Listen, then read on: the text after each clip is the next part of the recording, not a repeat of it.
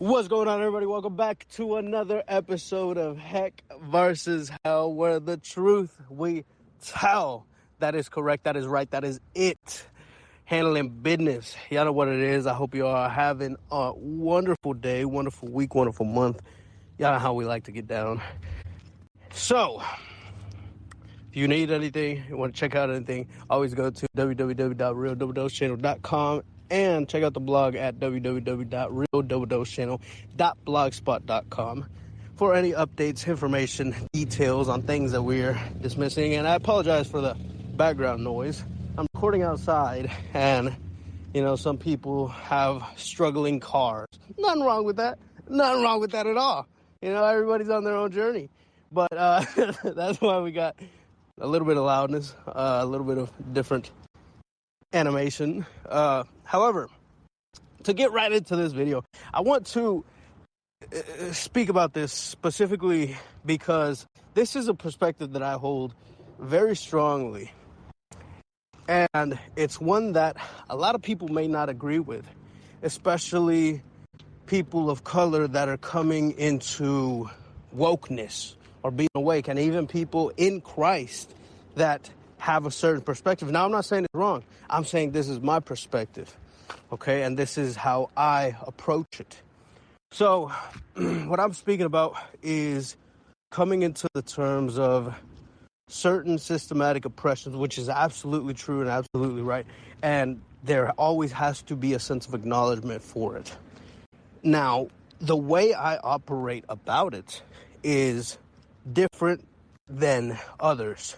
There's people that either just completely dismiss it, say it's not a conversation that needs to be had, or you are so gung-ho for it that it actually makes the oppression that is systematically put in place be a part of you. Now, this is something that I actually had an epiphany with and in the way I operated even before I came into Christ. Now, I had this epiphany after coming into Christ, but I was operating this way before. Now, this comes from a very simple aspect of balance. Okay? There is balance that needs to be had in everything, right? That's the narrow path, is perfection, the balance. So in balance, right, and I'm not talking about, you either got to be, for me or against me. That's a completely different story. That is, only two sides, black and white. But there is a balance, right? Just how Christ was speaking about, if you're not hot or cold, I'll spit you out. It's still a balance of those people that had to have that perfect combination of not being either to be able to spit out. But whenever it comes to a lot of different elements, I've spoken about it before in my own testimony of how my parents created and cultivated that balance within me. My father was very strict. I was grounded like a lot during my childhood. And it was like to the point where we couldn't even go outside and play. It was me, four of my siblings, all in one room, with my dad being in the same room as well. But we would essentially have to be and stay in there, not being able to do anything but sit there and not silence. We would speak to each other and stuff like that, but it was such a seclusion and such a strictness that he carried and upheld in terms of how he wanted to upbring us, the values that he wanted to place in us, so many different aspects of his cultivation, put it that way. Now, my mother, on the other hand, she had the complete opposite. She was full freedom, full live as you will kind of lifestyle, just absolutely loose as a goose in the sense of, discipline, in the sense of corresponding to correction. Like anything that had to do with any of that, it was not there. They had a better balance when they worked together, but ultimately they split up whenever I was very young. And I had both sides of the spectrum. Like, one of the things that my dad used to say too was that if I ever got a tattoo, he will personally get a knife, sharpen it right in front of me, and cut it off my skin. Now, he, obviously was just saying that as a little bit of a tactic or whatever to try to get us not to do something. But regardless, it was still something that he had said. It was something that he was trying to invoke a certain sense of what not to do, right? When we didn't have that balance with my mom. So it cultivated a certain type of knowing of a perfect balance, of the understanding of love in the sense of looseness and discipline. There has to be a balance in it, because I resented my father for a very long time. My mother, I loved her because she gave me freedom. But ultimately, it was my mother that got me to the point of, from being raised that way, it got me in certain situations. And I don't want to say it was her fault, because everybody's responsible for their own life. But it was due to the upbringing of not having that discipline, and then even more so through a deeper journey of, the testimony that I carry with my father, and essentially not disowning him, but stepping up to take his position in a little facet that I'll bring up in another time or another aspect of it. But the point of it is the balance that came with it. Now, I say that to say it was the same way whenever it came to COVID, and I had an awareness about it. When COVID happened, I still wasn't in Christ, and I was moving around like that. I was over here doing things that I was not supposed to be doing. I was over here getting in situations that ultimately put me on house arrest, right? But I still was not wanting to go through the mandates of quarantine and wearing masks. And I consciously made that decision. This is what I mean by the balance. Because if something or someone has control over you, you move according to that. Subconsciously, you make the decision. You don't make a conscious decision. You either hate the government and you're like, oh yeah, screw that, I'm not doing that, boom, boom, boom. Or you're in such a fearful state to where, the government has cultivated that in you, to where you go and you become a victim to the system and you rely on it. So there was people that did it just because the government said to do it, and there was people that didn't do it because the government said to do it. But regardless, what I truly believe is that they were still seeing who their sheep are and who they can still control through saying one thing, knowing that that group is going to do the exact opposite. I believe that was a big test. I believe that was a big test of seeing where the population is at.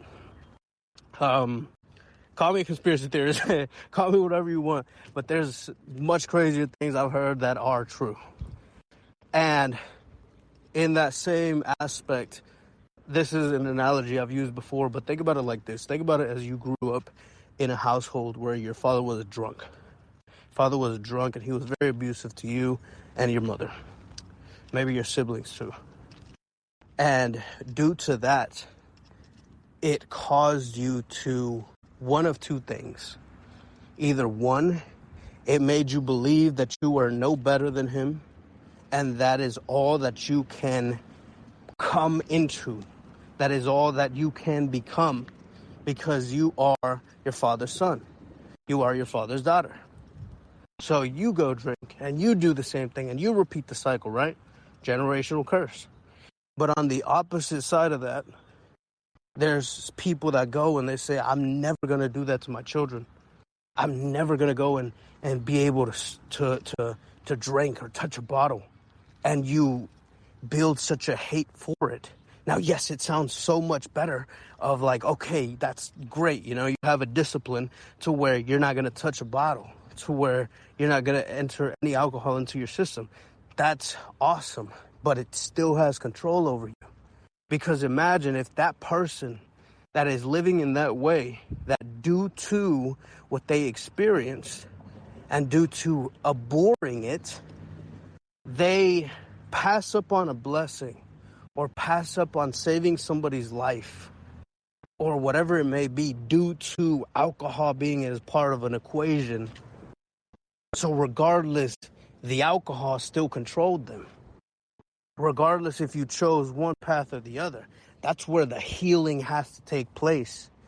That's why healing is so important. That's why we talk about it so much at Real Double Dose Channel, is because that is how you unprogram yourself from the program that was set unto you, from the experiences that you experienced, that you were not properly able to see at the time, that you took a mental note and a subconscious note into your soul to attach an emotion to it, rather than one, understanding that everything is for the good of those who love him, and two, that it had a purpose for why it happened in the first place.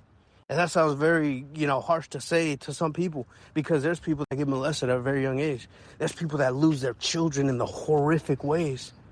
And regardless, it shows, yes, absolutely, free will and how evil this world can really be, how we are not of this world. It shows hope. It allows us to have hope in knowing that the kingdom of heaven is awaiting us and that we have a lot more people to bring to the kingdom of heaven. But it shows us aspects, and it makes us become people who we were created to become. It allows us to go through those situations and compassionately, truly, and wholly be able to uplift a brother or sister that was in the same situation. So the balance is healing. Okay, but I'm going to make it that conversation. So completely forget what I was saying at the beginning. The balance of understanding that there is still control, regardless if you feel what you are doing is right. What is right is not always good, and what is good is not always right. That's one thing that took me a while to learn. Most of the time, I would say 99% of the time, doing the right thing and the right thing is good. But there are certain situations where the right thing doesn't exactly equate to good. It is still a right decision, but it doesn't mean that it is a good decision.